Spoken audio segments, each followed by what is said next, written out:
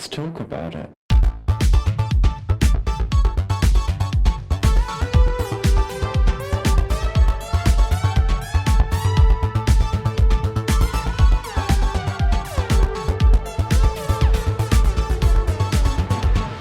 Hello and welcome back to Thicc Radio, the podcast where we talk about gaining, feedism, and everything in their orbit. I'm James. And I'm Tim, so let's get into it. Today we're welcoming to the show for the first time. Today we've got our good friend Ellie. Hi. Hi, how are you? I am lovely. I'm really happy to be here. Good. We're really happy to have you here. We've been really excited, really looking forward to doing this. So listen, babes, let's just get into it. I mean, how long have you been a part of the feedist community? I feel like I've been a part of it longer than I even recognized I was a part of it.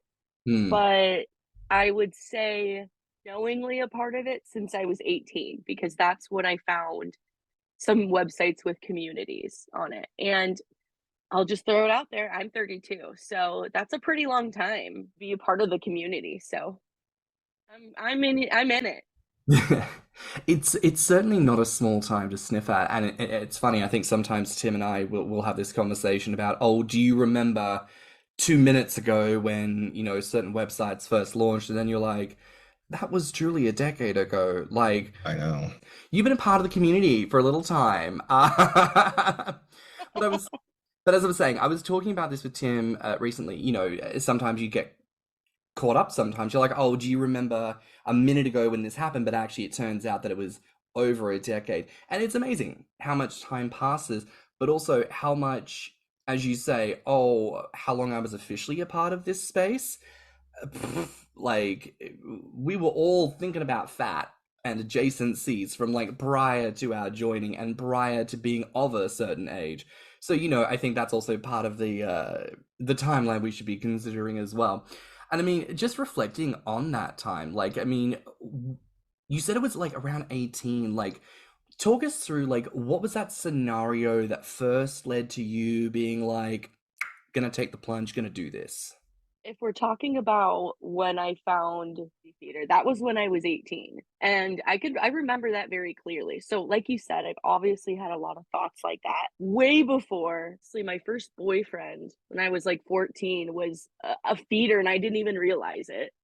By the time I'm 18, I remember this, I'm in my dorm room and my roommate was always gone, which was great. So I'm hanging out and I must have been doing some kind of Google searches, right? Like gaining weight, or I don't know what I was looking up, but the keywords. And I stumbled upon fantasy theater, and I was like, this is a thing. Like, I'm not the one who kind of like thinks about this. And also back then I was, I'm 5'6", I was like 150 pounds, but I remember being like a light bulb moment. And so like made an account, felt like a moment. I guess now it was a moment that like kind of changed the trajectory of my life, because from there on I never was off of it. Like, it wasn't something that I'm like, oh, that's just something I'm gonna hide in the back in the closet and now I'm gonna not look back on it. Like, I constantly was looking at it. So kind of how it got started. Nice. I think for a lot of us, it starts with some innocent Googling of just like, what? I know mine wasn't innocent. I knew exactly what I was looking for. You were a whore at 12. Yeah, like boys tend to discover themselves at around puberty, and then like it just kind of goes from there. But like once I had access to the internet, I knew exactly what I wanted to find.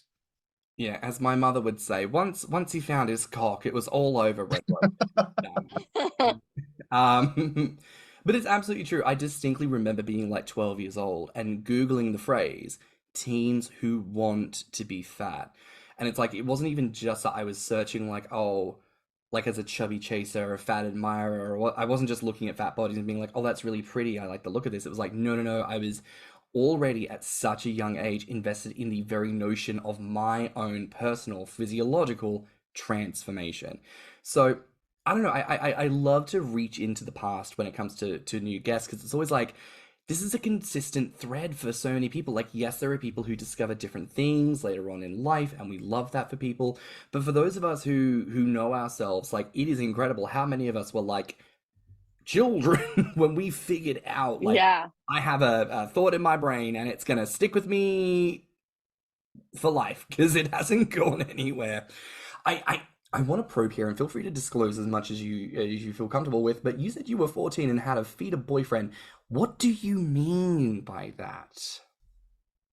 Mean by that is that that was like my first real boyfriend in 8th grade, and then going into freshman year of high school, so grade 9, say for you. But just like a normal relationship, but he was really like controlling and dominant, but like he started teasing me about like my belly, and like saying my belly was like poking out when I was sitting. And it started with that. And then it just kind of got to the point where he would get all these snacks, and I'd come over and I'd eat like all the snacks, tease me, and we'd fool around. And I was like, oh my God, this is good. And I had already kind of had those thoughts on my own. So it was just weird that that transpired like that. Honestly, we got to the point where I was, I was ready to kind of date someone new. I was in high school, and maybe this was my sophomore year, so grade 10. And I remember starting to date someone new, and he would come up to me in school and like secretly like grab my belly really hard and be like, kind of tease me, but I was into it. Of course, I liked that. I remember going into a classroom, like in math class. He would already be there. I'd come in, there was construction outside.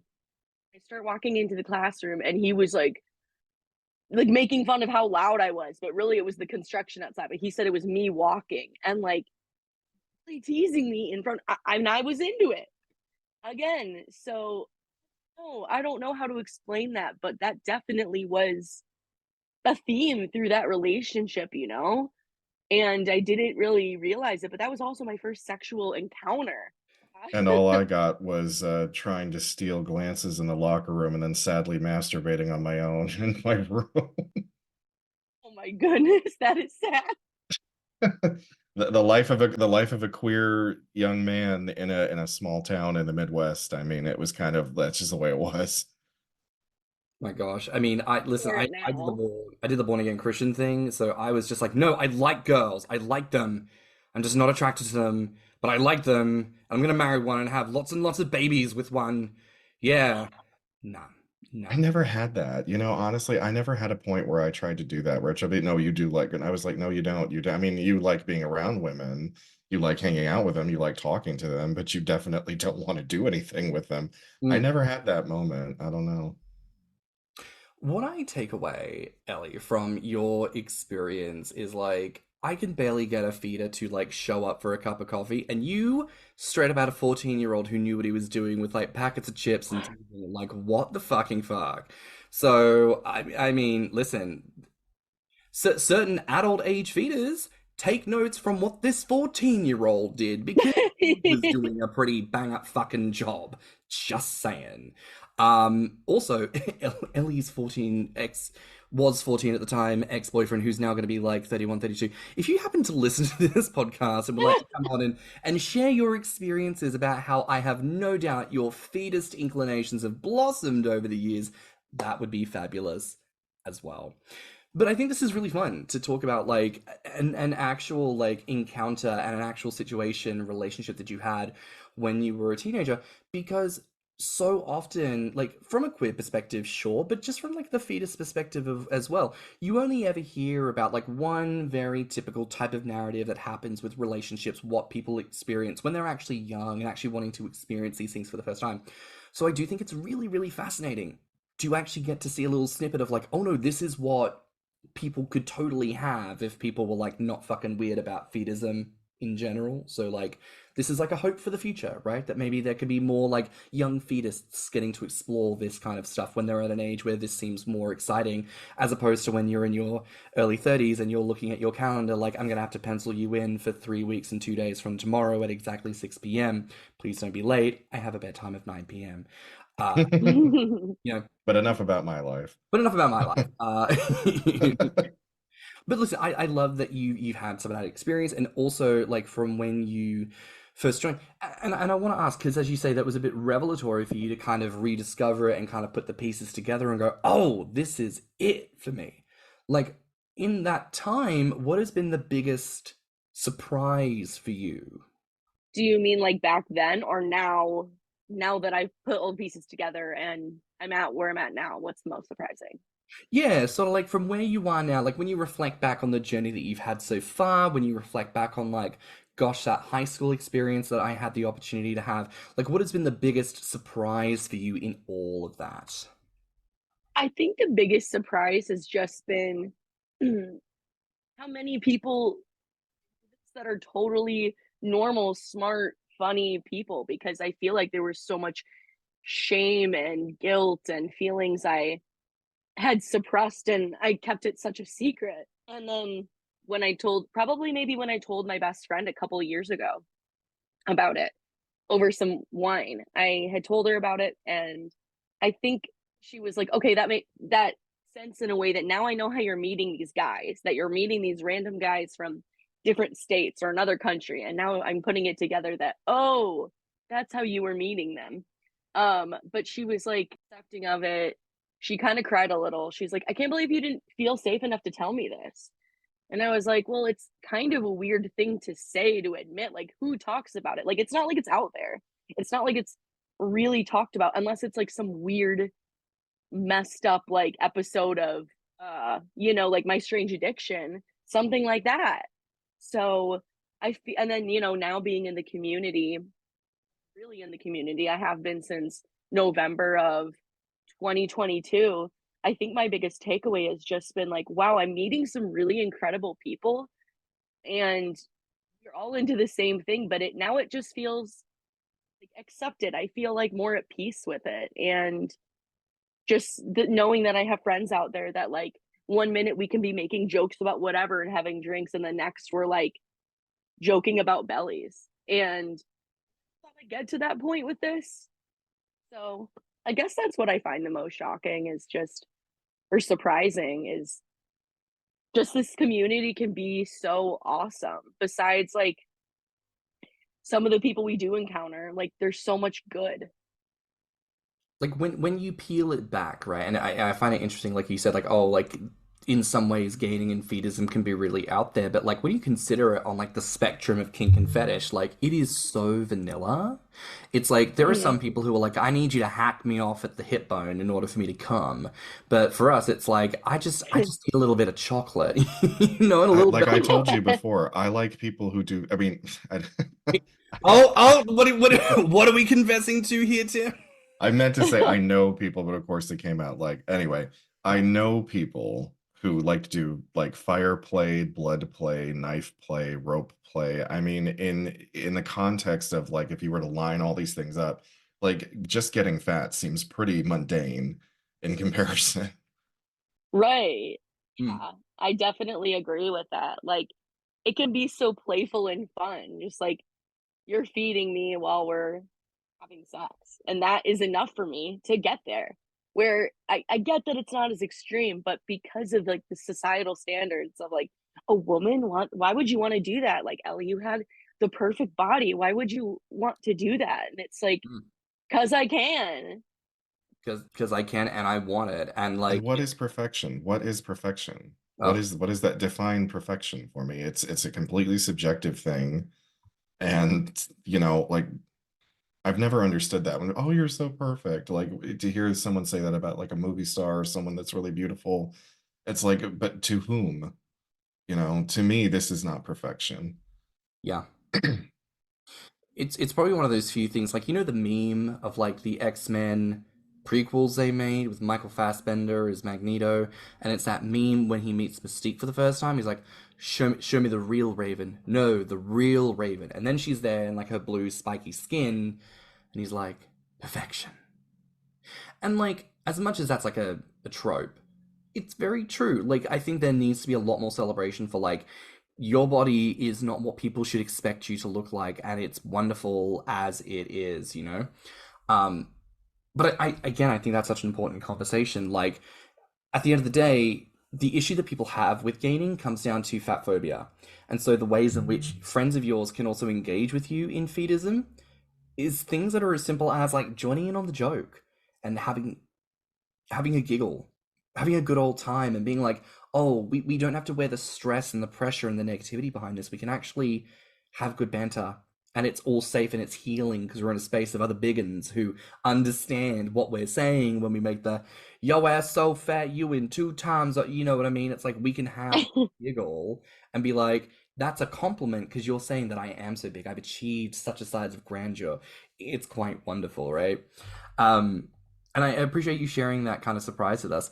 And coming back to you mentioning friends, how have your relationships with your friends, and talking specifically the people who maybe the people you've come out of the pantry to, and acknowledge that you're a feedee, how have your relationships with these people changed over time? I mean, the only one that's really close to me, especially girlfriend wise, is just my one best friend. And then it's really just the people that I feel like the people I've dated are mostly feeders. But in general, like with my family and my other friends, I think they're too polite to just like come out and say, like, what are you doing? Like, you've gotten really fat, or like, you've gained a lot of weight. No one said that to me, which in a way I guess is good because I'm sensitive, and maybe depending who said it, I might take it the wrong way. But I get what you're saying, because if someone's saying that, it means you got to a specific point, and later on when I get home, I might be thinking about it. But none of my relationships have really changed. Like, if anything, my one friend who I used to like work out and run with all the time, she'll still try to get me to do that stuff, and like other than that, I feel like things have really stayed the same just in my personal life.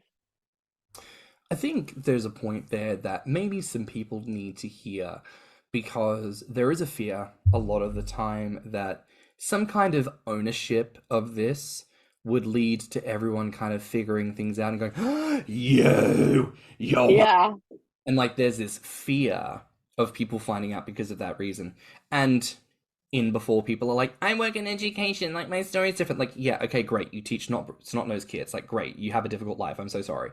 But like, we're not talking about that. We're talking about the reality that many of us don't actually have impediments on our life, that if we were to come forward, that there would be such like grandiose ramifications. For the most part, it is just whether or not people in our life find out. And it's not about saying that you have to come out.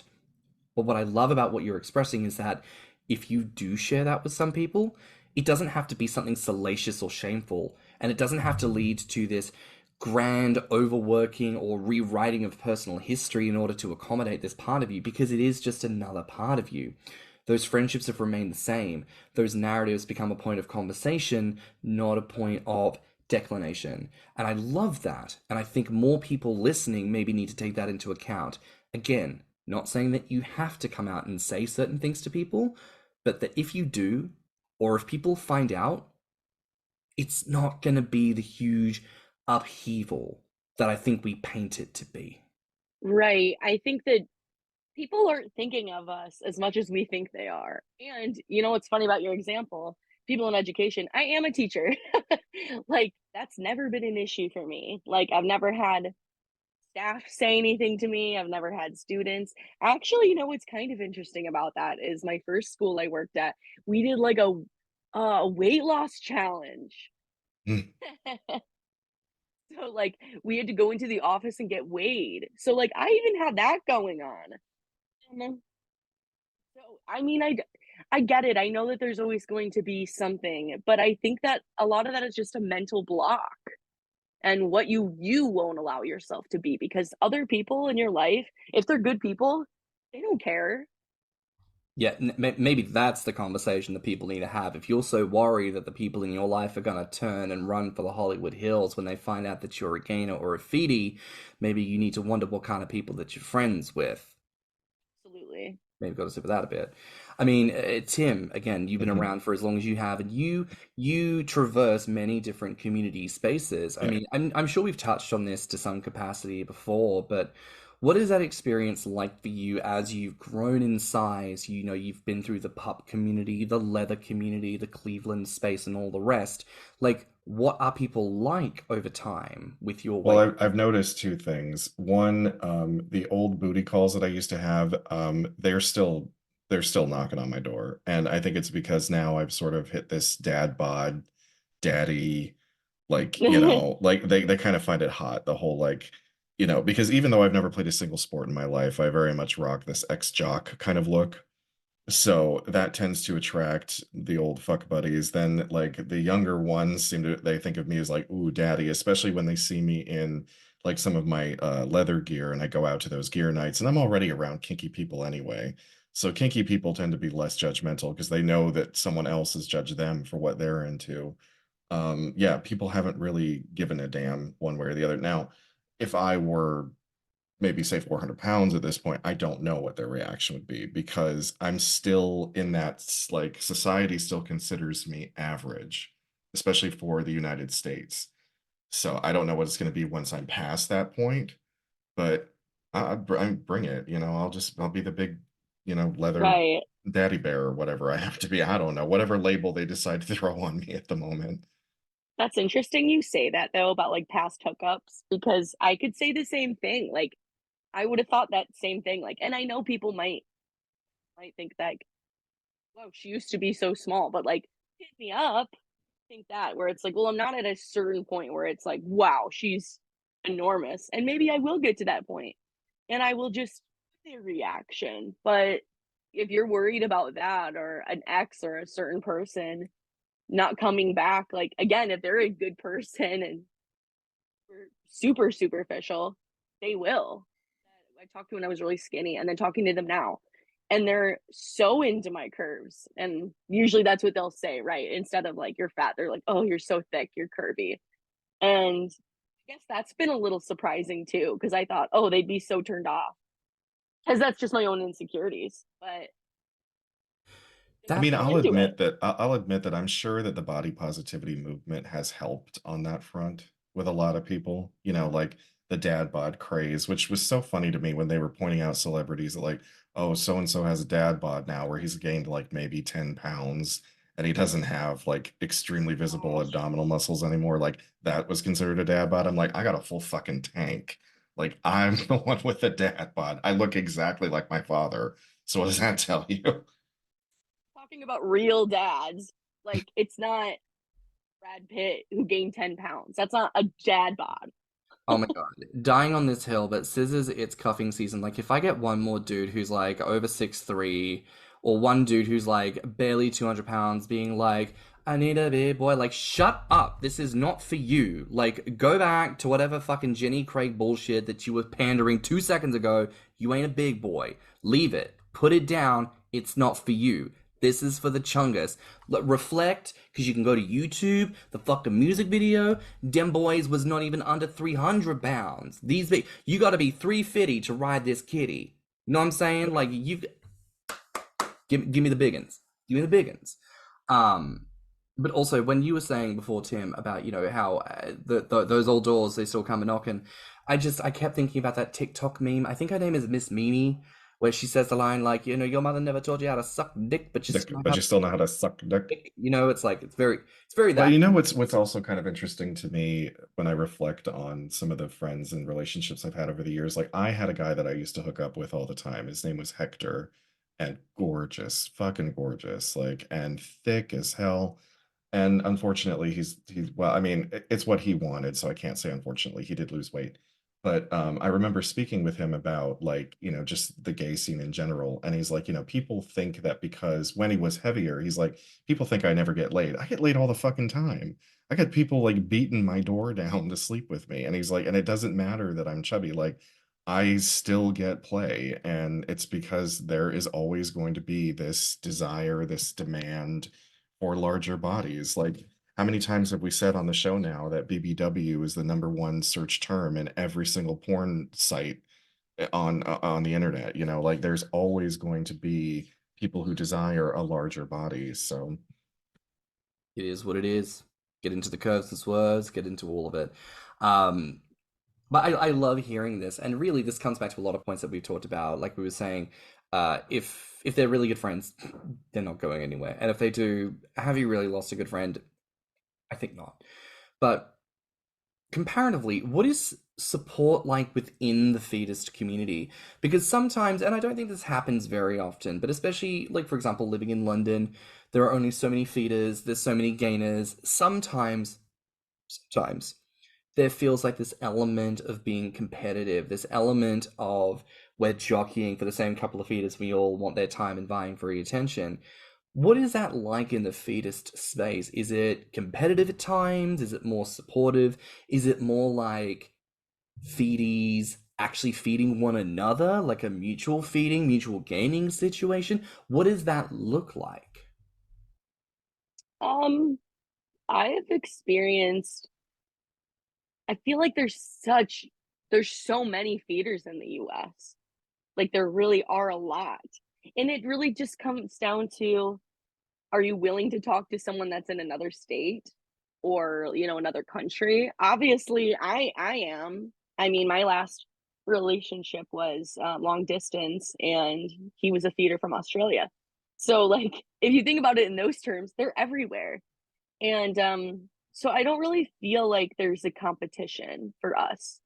And then just feedie wise, I haven't had like the only experience I've had with feeding other feedies is when I've done collabs, when we're hanging out and making videos and then we're feeding each other, which has been so very fun. And I've never gotten to be on the flip side and kind of be a feeder. So like it's opened the door for me a little bit. But yeah, I feel like there's a lot of people out there. The problem is finding a quality person. And my issue is really there's like so many people that go on there and like they're a good person, right? And in my book, maybe they're like a catch. They're really attractive. They've got, their shit together. They've got a decent job. And they're into what I'm into. And then they talk to you for a few days and then they ghost because this is a secret for them. This is something that they are hiding. And maybe they have like they only date skinny women. And so that's the issue I run into versus like how many feeders there are out there. It's like how many are there that are decent and they're not just gonna like ghost you because you're a fat woman and they're insecure about that. This brings up a point, and I know we've talked about this before on the podcast, but I think it's one of those things that bears repeating. When we talk about privilege and access as far as gaining goes, like, there is a reason why we hold feeders and encouragers to a certain standard. And it is because when we consider the notion of privilege and access, yeah, the gainer is, or the feedee is the person who gets the attention, right? Like, we're the ones getting fatter, you feed me, this is the thing, you get to enjoy it, how wonderful, but I get to walk away with the added poundage. Yes, that feels wonderful. However, as you mentioned before, systemic fat phobia, very much a thing, very much an ongoing worldwide, penetrates most things type of thing. So we bear the weight, ironically, of a lot more like visibility and responsibility, especially when it comes to gaining in feedism, versus the feeder / encourager who, once they pop that last treat in the mouth, they get to dust their hands off and fuck off out that door. No one needs to know any better, right? And so Right. there is a need for people who, let's say, on the intentionally slender side within our spaces, to be more aware of the privilege they hold in wider circles and to be aware that there is such a large potential for those microaggressions, those moments of you in your mind don't think that what you're doing is a problem because why should it matter? But actually it does. So to anyone listening who might fall into that category where you think to yourself, I'm on the smaller side, I don't want to gain or grow myself, but I want to participate with other beautiful chunky people, and you're wondering, like, what are some things for you to be aware of? Being open and honest about your attractions, at the very minimal, to the people who you're partnering with, and about what those expectations are going to be when you hang out. Is this just a feeding session where, kind of like a regular hookup, we're going to wham bam, off we go, neither of us need to talk about this afterwards? That's actually fine if you both know what you're doing and both are consenting to that. But it's just, I think it's a good note. And on that point, I want to ask for the pair of you, what is just a genuine piece of like feedback you might put out there to anyone listening who wants to begin to meet up and have some fun with some big people? I feel like I've gotten to the point now because I've been burned, or I don't even know if I like to say burned, but I just see it so often that I'll kind of like set up my expectations from the get-go. Like, here's kind of what I'm looking for. here's what I want, here's some things I don't want, and if you do this, I probably won't talk to you again. So I don't know. I guess probably I'm just trying to protect myself, but I'm also trying to be like, what are you looking for? Like, is this just you're trying to get off and then that's it? Because there's a lot of other people out there, or just go look at my photos, you know? Or what are you looking for? And if you're like me, where I am looking for a relationship, I think it's just I'd rather be clear and communicate that up front. And if that scares someone away, good, because you probably weren't going to stick around anyway. But at the very least, we're on the same page. And then hopefully for them too, they're like, oh, this is what she wants. Like maybe that makes them feel a little bit better, like or clear where I stand. So I'm definitely just big on say how you feel. It's not going to ruin a true connection. The one thing that I would really appreciate, and because I'm not looking for a relationship, but when it comes to like a possible feeding, stuffing, belly play, whatever it is you want to do, like I've made it pretty obvious on my social media profiles that like I'm kind of open. Like my schedule, I work nights, so like, but people will message me say, "Oh, I would really love to meet up," or "I'd really love to do this." Well, give me a fucking time frame, okay? Tell me what day of the week, what time of the week. Don't just come at me with something that's really simple and blasé and like, like, "Oh, we should do this sometime." Okay, well, come up with a plan. Tell me something, because if it's just going to be, "Oh, we should," that leaves it open to that could be 10 years from now, for all I know. Like, I've very clearly set out, I have this time available, you pick something, because my schedule is often wildly different from everybody else's. Yeah, and it's so attractive to have someone be like, "Okay, like you've told me your availability, so how about this? How about this?" You Mm, know, like that's so attractive versus someone that's just like, "All right, yeah, sounds good." And even if that first initial plan doesn't work out, you're just like, "I know that you or you're just you acting on it makes me more interested." yeah, it's very sell yourself in all situations because I don't fucking know you. Give me a reason to want to get to know you and to want to stick around and give you a second chance, especially if things don't pan out. Like, that's gaming and feedism. That's also like dating and sex in general. Like, show up, do the thing, be proactive. Proactive is hard, both in asking for my availability, also asking what I like to eat.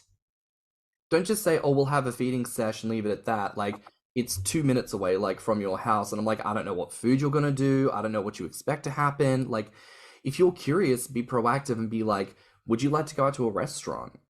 And then have like a little something extra after at home? Would you rather do everything in private? Do you want like sex in a traditional sense where there's like genitals and touching and penetration and there's going to be other things? Or do you want it kept more platonic? Like, have active conversations because everyone's got different expectations of what they can expect from a situation and scenario. So the more you talk, the clearer of an idea you're going to have. Absolutely. It's just like listing some of those expectations. And Mm, like and with that too, I feel like then you'll find people that are just like, I want to stuff like 6 dozen donuts into you. And I'm like, wait, you didn't even ask if I like donuts. Like, Mm, if we're talking realistic, like, let's talk about what I like, what I will eat, how much of something like. There might be something I can eat a lot of, and you're not really kind of figuring that out because you're just thinking about your own porn video you've seen.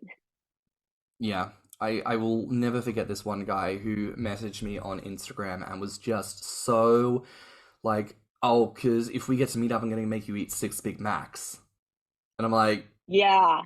he's like, "What do you mean?" And I'm like, "I can't eat that much." He's like, "But you're really fat." And I'm like, Yes. am, but also like, I can maybe do 1 Big Mac and then like a fry and a 6 nug and a McFlurry and a shake, don't get me wrong. But it's like, that's like 2 Big Macs, that's a struggle. He's like, "Well, a real gainer can eat six." And I'm like, no, they can't. Like, most gainers can't eat more than 2 burgers in one sitting. Like, I'm sorry to burst your fantasy. Most people do not have an egregiously large capacity ready to go. Same thing with pizza. Yes. People love to measure food in like pizza units of pizza. Like, yeah, how many pizzas can you eat? And I'm like, I can eat one. one, One. One pizza. And yeah, look at maybe how maybe two if it's thin crust. Maybe Yeah, too. Because that's the thing, crust, like no one realizes how much room bread takes up in your stomach. Oh It my god. absorbs the minute it hits liquid. So like it See, just like it takes up a lot of room. I also know my pizza order. It's like I've got to have it from Domino's because I've got to have the garlic pizza stuffed crust and I've got to have the toppings that I want and I need it to come with dippers because when eventually you get to that piece of crust that all it is dry bread, I need a bit of wet to dip that in to make it go down the Yeah, hatch. some garlic butter or something. You got to give me something. absolutely. You got to give me And what it something. a good point about just someone saying like, "I'm gonna make you eat 6 Big Macs," and I'm like, yes, I do like to be stuffed, and like there's certain things where I'll just eat a lot of it, but like ultimately, I like eating my food. So Mm. like, if you want me to eat a lot, like it's not. You kind of pick something that I like. Yeah. I was hinting at this Just before. a regular dinner, and then we have dessert. Like it doesn't need to be you're gonna have it like these units of measurement. Like Yeah. I come across that a lot too. Like, and actually, there's this one guy who I've seen him on Phoebe, I've seen him on like Fantasy Feeder and Instagram, and he will always message women or comment the same thing, and it's always like, "Do you want to do the pizza challenge?"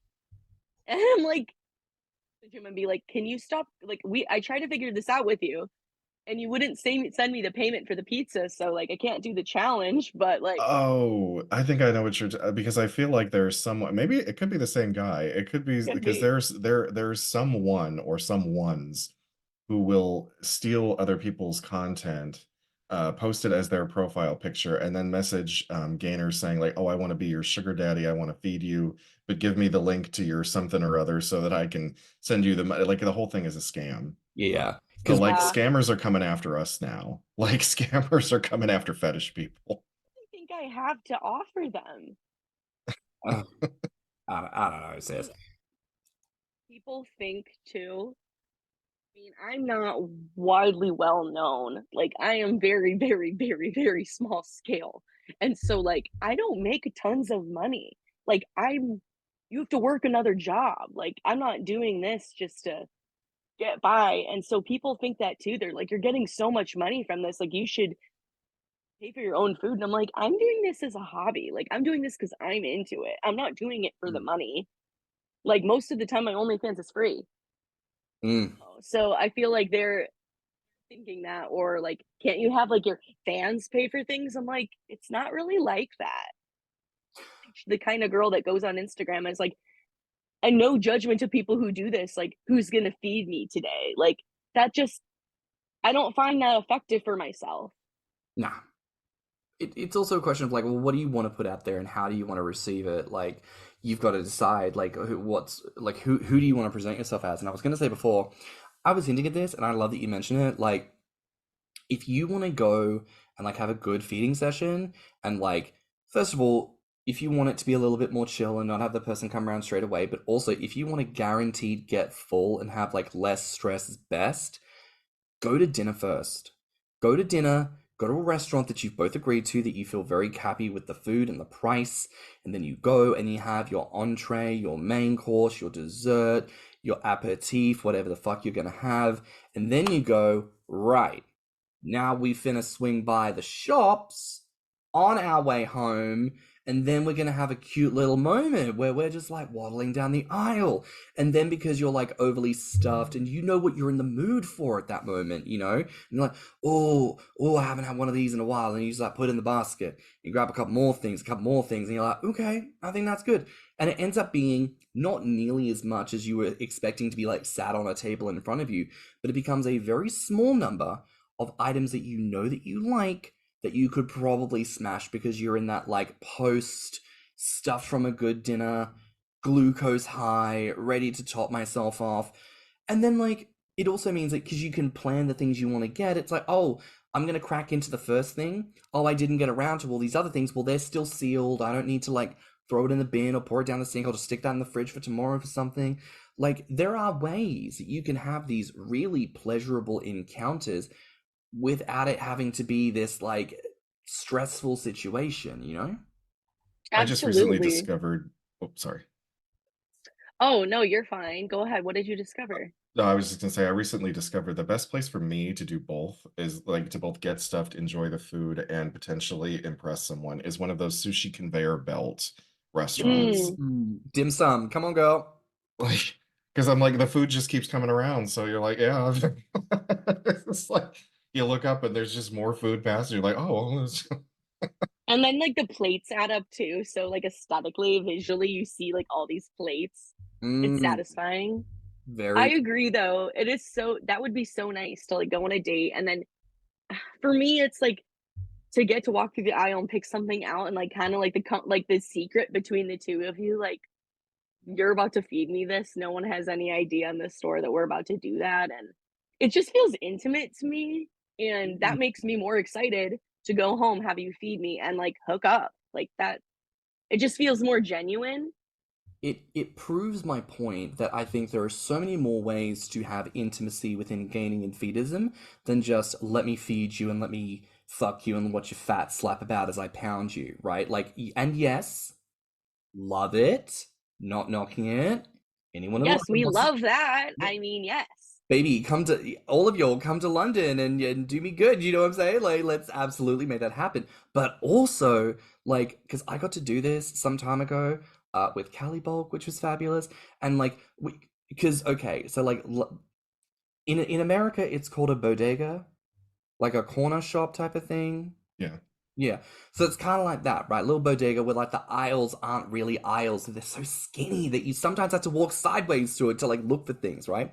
And so of course when you're like picking out things like, oh, accidentally bumping into, oh, I'm so sorry. God, I've had too much to drink at dinner. Oh, I'm just falling in. Oh, God. But it's cute, especially when someone like that, like you're figuring each other out and then like you're kind of cheekily moving around the aisles and you be like picking up a packet of chips and being like, what are you reckon about this? And I'm like, okay, I think we can fuck with that. What about this? Grab a little bit of that. Like, there's actually such like a cute playfulness that is genuinely like, in our case, it was, a bit more platonic and that's fine, but also like it could really be romantic. It could really be like, it could also be Yeah. friendly. It could be so many things and so many just aspects of like scratching the gaining fetus itch that no one ever thinks about, right? just be careful with those narrow aisles that your ass isn't so fat that you turn around, you knock something off the shelf and break it. Because then, Now, I did knock some biscuits off the shelf with my butt when I turned around. Ain't gonna lie to you, but I don't think they noticed. I just picked them off the floor and put them on the shelf. Like they ain't gonna notice. They broke they crumbs now, but no one's gonna notice. But I think that's point too is that also people that want to dip their toe into like actual feedism and like doing these in real life experiences, it doesn't have to mean you come over, you funnel me, you fuck me, and that's it. It can like it can be a normal date, like normal people do, like a normal date. And maybe they're giving you a couple pats under the table on your belly, and like that's fun and whatever. But like, and then like you said, going to the grocery store, like these are normal things people in regular vanilla couples do. And so it doesn't always have to be to like kind of try this out. It doesn't have to be extreme. It can be just something as small as that and see how you feel about it. do you ever wonder, like for people who do kind of treat it as a wham bam, thank you, ma'am kind of situation? It's like we live in a world where like Grinder and Scruff and Growler and I don't know what applications that um women use for hookups. I'm sorry, I don't know. But like Hinge. when I think about gay men, I think about, Grinder being the number one and like it's a very quick sort of usually it's a very quick sort of like they know that someone's within a certain radius, they smash and it's over. And I'm wondering if the people who are like into this fetish, but they haven't really embraced it, they don't really know a whole lot about it, they're just itching to have an experience. They're so used to that style of hookup that they don't realize that there's a difference or that the person because I'm sure that there are feedees out there who do want the wham bam thank you ma'am, but I feel like for the majority of us it's not. And I don't know if like the people who are into it but have never done it before haven't had like I guess a light bulb moment where they realize, oh, this I need to treat this differently. Listen, I come back to this. This podcast is the first time publicly in so many designations within what we do as anything in this space that it actually gets talked about, because people are messaging guests all the time going, holy shit, I did not know that there was another Indigenous person in this community. I did not know that there was another person who felt this type of way about this type of subject, or I just learned that and it blew my fucking mind. Because as a community, we only ever present one idea of how this shit works, and it's the whole, I'm going to feed you until you die. And then we have Right. to negotiate, like, this, where on the scale we want to go. Some people want to go up to that. Cool, do what you got to do. The rest of us are like, yeah, feed me up until 300, 350, 400, whatever pounds, right? And like, that's the variety that we tell ourselves that is available to us. But actually, there is so much more. Just like you were saying, Ellie, it's that thing of like, you can have a truly like platonic or romantic or intimate or, you know, psychological or spiritual moment with someone through gaining and feedism, that you can do whatever you want. You can have whatever you want, but we have to be prepared to put ourselves in scenarios where that's possible and tell ourselves that we can have more than that. We can have the feeding sessions just like we were saying. Wham, bam, thank you, ma'am. Or we could have things that are a little bit more involved, a little bit more something else. Every single one of us is entitled to it. And we shouldn't be afraid of verbalizing, I could fuck with this. And we shouldn't be afraid of saying to a feeder, I want to do this. I want to push for something more regular like that. I think a lot of people, and I know I felt this way when I first got into gaining, wanted a boyfriend who was into this so bad, because it's like, that was my fantasy. That was what was in my head. I never pictured, oh, I'm going to wake up at 4 o'clock in the morning because it's time to get my 10,000 calorie slop. I'm going to dry boil some rice and mix it with butter and eat it on my hands and knees. Like, that wasn't part of the fantasy. Right. But the visual of like, I'm with a partner, let me set the scene. I'm with a partner, it's Sunday roast, we're at the dining table, and like, I'm sat there, big belly in front of me, and someone has like the plate in front of me, and they've got all the serving bowls, and like, yes, you've got like chicken and turkey and potatoes and greens and everything, but then, you know, they start to stack it like a fucking pyramid, bitch, to the point where, like, when they're putting the Brussels sprouts on top, they're just like toppling off the side like a ridiculous food pyramid, and then like the gravy goes over the top, and I'm like, that is it. As I'm starting to dig in, like, they're massaging my shoulders, it's just like, come on, baby, be a good big boy and like eat all this beautiful food I just made for you. Like, Yes. chef's kiss. Yes, I agree. That's beautiful. And you know, there is something really special about a feeder that cooks for you, because I have experienced that. And like, I'm also a person that believes, just even in general, someone cooking for you is like an act of love. Like, I think it's just nice, and it's not, I don't know, I think it's special. So like, to have that, I think that's almost like the best. I love to cook too, but like, someone like making something nice for you like that, and like come on, like, finish it for me. I love that. And like, I think a lot of it, not all these ideas, like you said, like waking up and like having slop. It's just little everyday things, but like fitting that in there, and I think that's the outcome I want. It's like, it's genuine. Mm. You know, it's kind of weird, but you know, the one thing that gets to my heart immediately is like, make me breakfast. Because I don't know what it is about making breakfast. I don't know why I despise it so, but I just do. There's just something about like waking up and then the prospect of, oh, I need to cook something to eat. I'm like, just somebody else make it for me, please. Just or order me, you know, like order me brunch from like a nice restaurant and have it delivered or something. Yeah. Whatever you got to do, but like Mm. that always gets to my heart right away.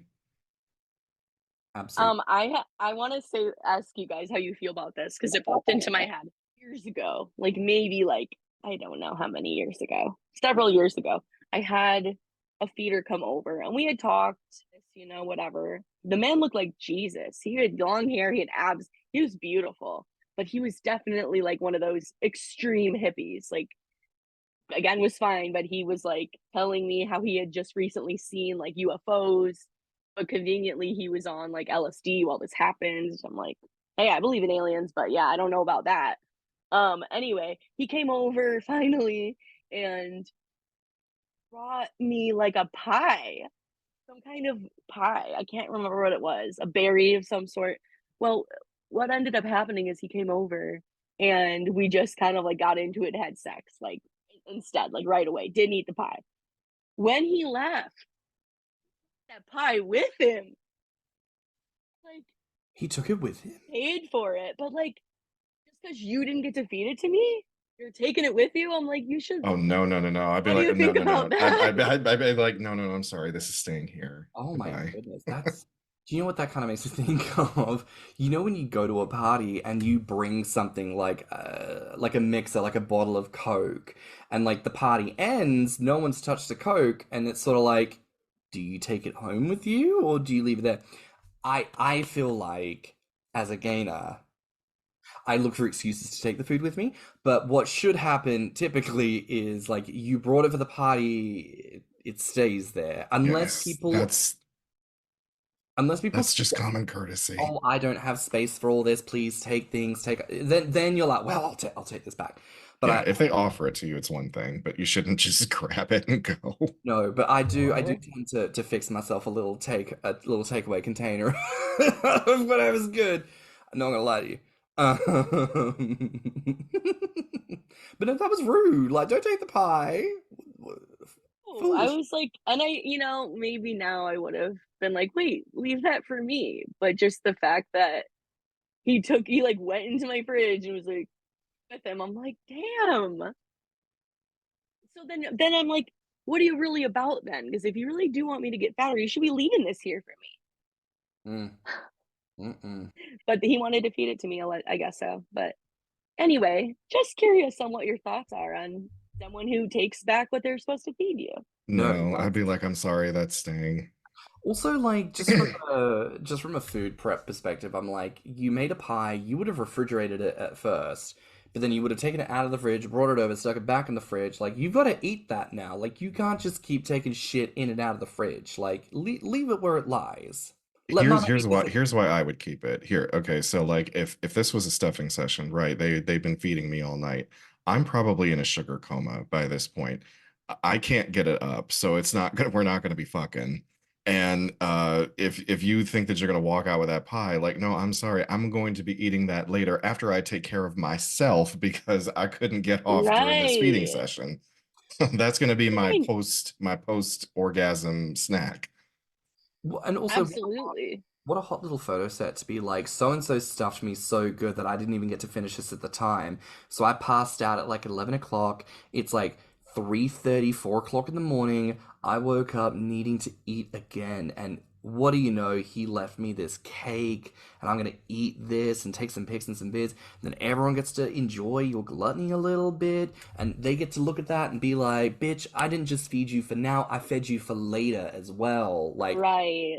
there's such a, like you were saying, there can be such like a playfulness and just like I'm getting a little worked up talking about this. I'm gonna lie to you. I'm just like, who wants to I come? know, me too. Who's listening? Who's interested in what I'm saying? Hit me up. Yeah, so at the end of this, we're going to give our full street addresses. Come round right now. Feed us both. So this episode, we were kind of talking about this before, right? Like talking kind of like before and after, right? Like kind of this is what life was like for you beforehand. This is what life is like for you now. I want to ask you here, like, what are some other changes you've noticed? You know, maybe stepping outside of the typical what we've been talking about for the most part, you know, friends and feeding and community and whatnot. What are some of the biggest changes you've noticed in your life as you've grown bigger?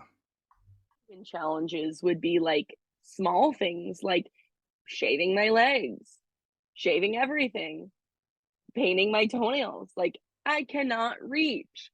And I didn't realize like nice that used to be able to like shave so easily, and now that's a challenge.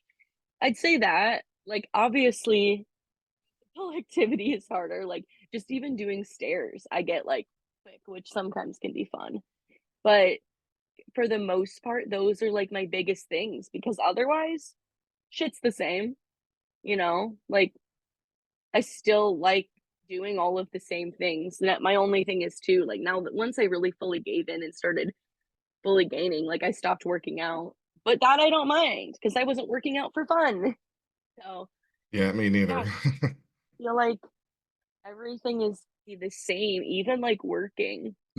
That's the same for me too. The sex is better. Mm.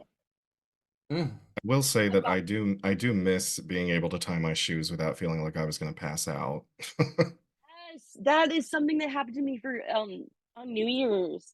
On New Year's Eve, I was putting on these heels and I could not buckle one of them. I'm like, I can't get myself in the right position to like get this shoe buckled. I'm like, this is why I need someone over here. I need my man. Help me put my The shoes last on. time that I went to a leather event, I was trying to put on my knee-high boots, and they're lace up. They don't have any zipper on the side, and I had to ask somebody to help me put them on because I'm like, I can't bend over enough to like lace them and tighten them enough to. Too much there. I'm like sucking it in, pushing it to the side. Like I'm like, this is really difficult. Now that is a challenge. Yeah, clipping my toenails has got to be the thing because I feel like I've got to put like one foot on the toilet seat and just like fucking I literally, especially if I'm trying to like curve around my gut now to get to my big toe, I have to like left foot on the toilet seat, using my right arm to pull the fucking gut across so I have enough space to lean forward, and then with my left hand trying to clip the toenail, and I'm fucking stabbing the gentle meat under my nail because I'm trying to like run in there and just like fucking grab it and clip it and go. And I'm like, bitch, when I clip my nails now, I have to like allot 5 minutes to sit on the toilet afterwards and just be like, That's why I always say if you can afford it, go get a pedicure every 2 weeks. I'm definitely team pedicure now because it's just too much work. Like you said, you're like doing yoga moves to get this done. It's a workout. mm. My tender meats. See, there you go. That's what you paying when you pay for the feeding session. Is you paying to get my little piggies done properly? Because little oink oinks all need they need a little bit of TLC. I ain't gonna lie to you. And maybe I need to put myself in for a little appointment. But No, I love that kind of stuff anyway, mani pedi. But like, it got hard. also just like what a wonderful excuse for more self care and for something that is indulgent in your life that, in and of itself, is not specifically like a fetus thing. Like a pedicure and a manicure is not a fetus thing. However, the justification for getting them done and for being a little bit luxe about them is because of the gaining fetus thing. Like, we were having this conversation a few weeks ago talking about mental health, and it's like, well, what are some things that we can do to try and like lift ourselves up a little bit, champion one another? Girly, finding opportunities to like love on ourselves as a result of our growth and gains. Like, what better way to love on our transformation than to be like, well, I can't clip my toenails anymore. I'm going to have to go and get a professional to get down there and turn them into beautiful situations, like how fabulous. Also, I need like a plus size friendly spa that I can go to. I don't just mean a massage, I need a spa. I want it Balinese design. I want to walk in the nice full floor to ceiling glass door, and I want to see the little waterfall effect behind. I want a lovely lady with a tan to go, hello and welcome to the spa. Mr. Heinz, we're going to see you right down this way. And then you got to go, and there's like a fucking, I want a massage. I want a seaweed wrap. Okay. I want a mud bath. I want full mani pedi. I want, what do you call it when you get the stones on the back? Oh, Hot stone hot massage. rock or something. I think it's called hot rock. I want hot rocks. I want to try cupping. I want to try acupuncture. I want to try all of it, and I just want to have someone luxuriating me, just like, like, and when they walk past my face, they're like, ding on the bell or whatever, fuck, like meditation and shit, like, burn some sage, cleanse me of the evil spirits of this community, like, just fucking, I want the whole thing, girl. I want to walk out after 2 days and basically be like, namaste, just like Like literally a glow off of me. absolutely. Also, I just need someone to go in and like treat this skin because, I will say one downside about like having such like a high sugar diet is like the oil of the skin breaking out and pimples. I hate it. Okay, along with your spa thing, can we something like I'm gonna go on a little tangent now Give it. because that got me thinking. Like I went to a not really a spa, but I went somewhere recently with my friend. Well, like a steam room type thing, and we need bigger towels in public, and we Mm. need bigger robes in public, because I'm fucking sick of going somewhere and like, yes, I'm bigger, but I'm 5'6", about 250 pounds. Like, I should be able to find a robe that fits me. And the sad part is there's people a lot bigger, and how are they supposed to fit that over themselves? Like, we need more public access to these things. Also, I've I've noticed this as I have become friends with bigger individuals, is just how accessible just everyday places are. Like, restaurants have the tiniest chairs, and I'm like, this barely fits my fat ass. Like, why are we still using chairs like this that like curve up, and like there there's no room for us. Yeah. And I remember seeing on social media, like, someone pretty famous like went to like a sports event, and they were like, I couldn't even fit in the seats, like, and I couldn't do two because there's armrests, you know. So, and then of course we have the whole debate with people on flights. I hear that a lot too.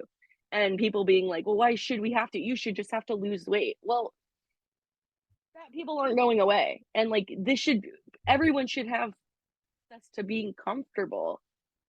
Mm. I feel like just more places need to think about that. And I'm also a special ed teacher, so I'm always thinking about accessibility and making things equal for everyone. So like, why shouldn't people have why shouldn't you have at least like 5 chairs in your restaurant that are like designated for bigger people?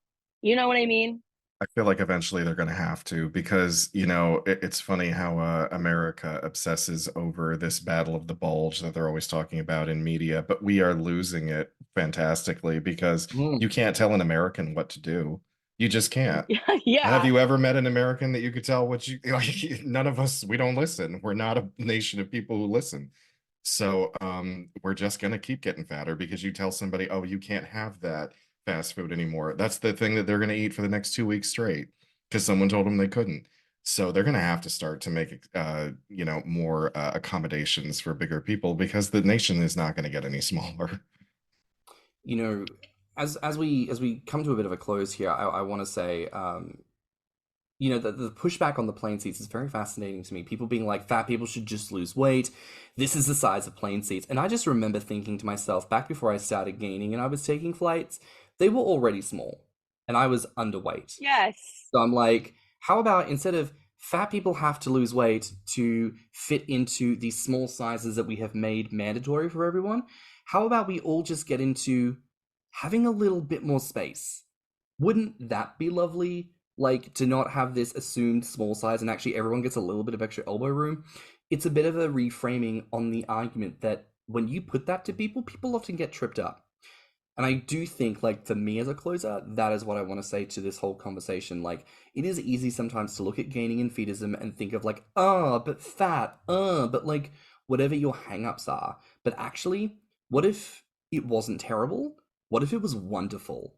And what if instead of preventing yourself from sliding down a slippery slope into something awful, you were just holding yourself back from experiencing the greatest pleasure you could ever experience? Bit of a reframing there.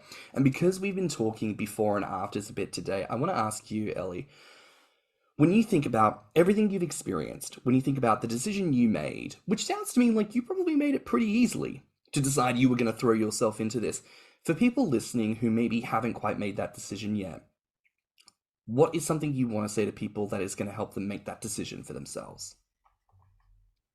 I think I would just say, like, no one said you have to go and gain 100 pounds. Like, just ease into it. Like, gain 5, see how that feels. I know for me, like, yeah, it was eventually an easy choice and I was ready to, but at first it wasn't. Like, I went back and forth a lot, like, huge differences. Like, I got to 200 and went back down to 140. Like, because I was uncomfortable and I was like, wait, no, I'm supposed to be like this. So let it be uncomfortable. Let there be some trial and error. Like, that's okay. I get that it can be scary, but like, to you, no one else is in charge of it but yourself. So just like explore, just dip a toe. And I know for me, I know now I've gotten to the point where I'm like, why I found this, and like, pleasure I get from it is so immense. Why would I take it away from myself? There's just no reason to. I love that. And what about you? Closing thoughts? Shit. I had something and I lost it.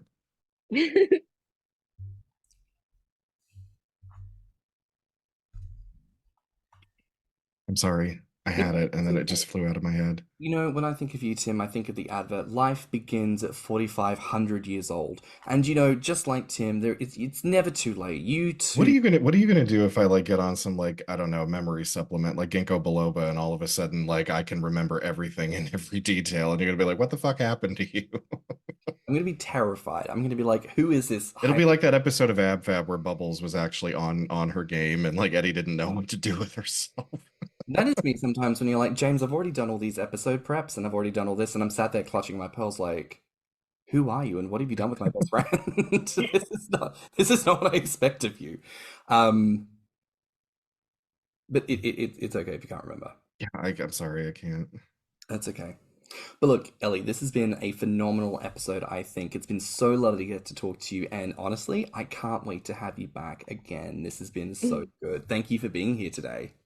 Thank you for having me. I mean, it's just easy. It's nice to be able to share my experiences, and talking to you too is very easy. And I'd love to be back. I hope I passed my test.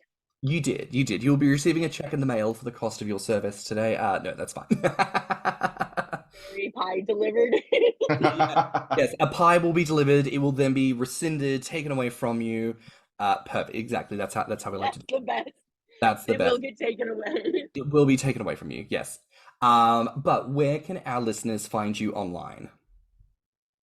My Instagram is at ellesbe11y, but the way that's spelled is at ellesbe11y.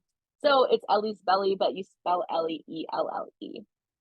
And I feel like that's, if you find me there, you can find me anywhere, but my Twitter is at ellesbe11y, ellesbe11y. Come and find me. Let's be friends. I'm really nice. I don't bite. I'm just very sensitive. She's very sensitive when you bring her a pie that you take away. So just bear that in mind if your sexual kink is rescinding pies. Maybe we need to explore that on the podcast sometime. But that has been it for another wonderful week here on Thicc Radio. Please remember to like and subscribe, rate us 5 stars, and leave us a good review. Now, if you liked this episode, the podcast, or just us in general, share it with your friends and encourage them to tune in. You can find me on Instagram and BlueSky at stannnum. And you can find me on Instagram, Twitter, YouTube, and TikTok at thiccmouse. You can also look us up on Instagram, YouTube, and TikTok at Thicc Radio, or at our website, podpage.com/Thicc Radio. If you want to submit a voice note or become a financial supporter of the show, you can find the links in the show notes, and you can also write to us at thethiccradio@gmail.com. So until next time, bye, Fats. Bye, Fats. Bye, Fats. Let's talk about it.